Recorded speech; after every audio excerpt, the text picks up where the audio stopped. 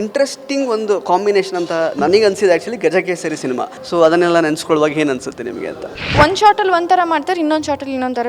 ನಾನು ಇವತ್ತೇನಾದರೂ ಅದನ್ನು ಕಲ್ತ್ಕೊಂಡಿದ್ದೀನಿ ಅಂತಂದರೆ ಅದು ಅವರಿಂದ ಡೆಡಿಕೇಶನ್ ಸ್ಟಾರ್ ಅನಿಸುತ್ತೆ. ನನಗೆ ಇಷ್ಟದ ಒಂದು ಪ್ಯಾಷನ್ ಆಗಿತ್ತಿದು ಆ್ಯಕ್ಚುಲಿ. ಆ ಥರದ್ದೆಲ್ಲ ಯೋಚನೆ ಬಂದಿತ್ತಾ ಯಾವಾಗಲಾದರೂ ಅಂತ? ಒಳ್ಳೆ ಸಿನಿಮಾ ಬಂತಂದರೆ ಒಳ್ಳೆ ಸಿನಿಮಾ ಮಾಡ್ತೀನಿ. ಎವ್ರಿಥಿಂಗ್ ಇಸ್ ನೈಸ್ ಅಲ್ವಾ. ಸೊ ಒಂದು ಇದು ಒಂದಿಲ್ಲ ಅಂತಂದ್ರೂ ಇಟ್ ಇಸ್ ಬರೀ ಕರಿಯರ್ ಬಗ್ಗೆ ಹೋಗಿದ್ದರೆ ಆಫ್ಕೋರ್ಸ್ ಇವಾಗ ಫ್ಯಾಮಿಲಿ ಅಂತ ಇರ್ತಾರೆ.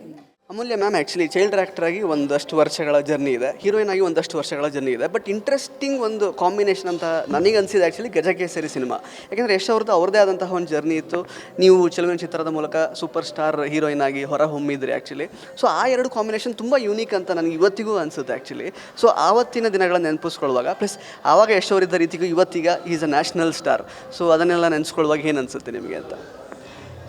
ನನಗೆ ಯಶ್ ಸರ್ ಬಗ್ಗೆ ಮಾತಾಡಬೇಕಾದ್ರೆ ನನಗೆ ಆ ಒಂದು ವರ್ಡ್ ಮಾತ್ರ ಯಾವಾಗಲೂ ಬರುತ್ತೆ. ಈಸ್ ಅ ಡೆಡಿಕೇಶನ್ ಸ್ಟಾರ್ ಅನಿಸುತ್ತೆ.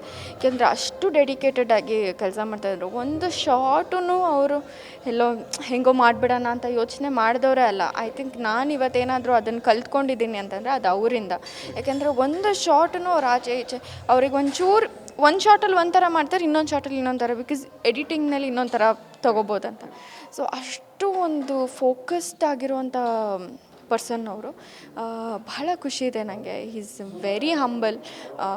ಮೊನ್ನೆನೂ ನಾನು ಯಾವಾಗ ನಂದು ಬೇಬಿ ಶಾರ್ ಇದ್ದಾಗ ನಾನು ಮಾತಾಡಿದ್ದು.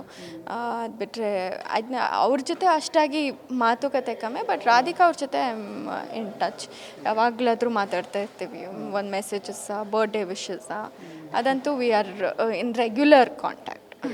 ಮ್ಯಾಮ್ ಕೊನೆಯ ಎರಡು ಪ್ರಶ್ನೆ ಅಷ್ಟೇ ಮ್ಯಾಮ್. ಆ್ಯಕ್ಚುಲಿ ಅಂದರೆ ಕೆಲವೊಂದಷ್ಟು ವರ್ಷಗಳ ಜರ್ನಿ ಆದಮೇಲೆ ಇಷ್ಟೆಲ್ಲ ಫೇಮ್ ನೇಮ್ ಎಲ್ಲ ಸಿಕ್ಕಿದ ನಂತರ ಈಗ ನೀವು ಮದುವೆ ಅನ್ನೋದು ಒಂದು ಆ್ಯಕ್ಚುಲಿ ಒಂದು ಬ್ರೇಕ್ ಥರ ಈಗ ಆಗುತ್ತೆ. ಅಂದರೆ ನಿಮಗೆಲ್ಲಾದರೂ ಅವಾಗ ಫೀಲ್ ಆಗಿದೆ ಅಂದರೆ ಚಿತ್ರರಂಗ ಬಿಟ್ಟು ನಾನೀಗ ಈ ಥರದೊಂದು ಫ್ಯಾಮಿಲಿ ಲೈಫಿಗೆ ಎಂಟರ್ ಆಗಬೇಕಲ್ಲ, ನನಗೆ ಇಷ್ಟದ ಒಂದು ಪ್ಯಾಷನ್ ಆಗಿತ್ತಿದು ಆ್ಯಕ್ಚುಲಿ. ಆ ಥರದ್ದೆಲ್ಲ ಯೋಚನೆ ಬಂದಿತ್ತಾ ಯಾವಾಗಲಾದರೂ ಅಂತ? ಇಲ್ಲ, ಯಾವತ್ತಿದ್ರೂ ಎಂಟರ್ ಆಗಲೇಬೇಕಿತ್ತಲ್ಲ. ಒಂದು ಲೈಫ್ ಅಂದಮೇಲೆ everything has to go on. ಅಂದರೆ ಇವತ್ತು ನಾನು ನೋಡಿದಾಗ ಐ ಡೋಂಟ್ ರಿಗ್ರೆಟ್. ಇವತ್ತು ಒಂದು ಫ್ಯಾಮಿಲಿ ಲೈಫ್ ಇದೆ, ಒಂದು ಮನೇಲಿ ನೆಮ್ಮದಿಯಾಗಿದ್ದೀನಿ, ಇಬ್ಬರು ಮಕ್ಕಳಿದ್ದಾರೆ, ಖುಷಿ ಇದೆ. ಒಳ್ಳೆ ಸಿನಿಮಾ ಬಂತಂದರೆ ಒಳ್ಳೆ ಸಿನಿಮಾ ಮಾಡ್ತೀನಿ. ಎವ್ರಿಥಿಂಗ್ ಇಸ್ ನೈಸ್ ಅಲ್ವಾ.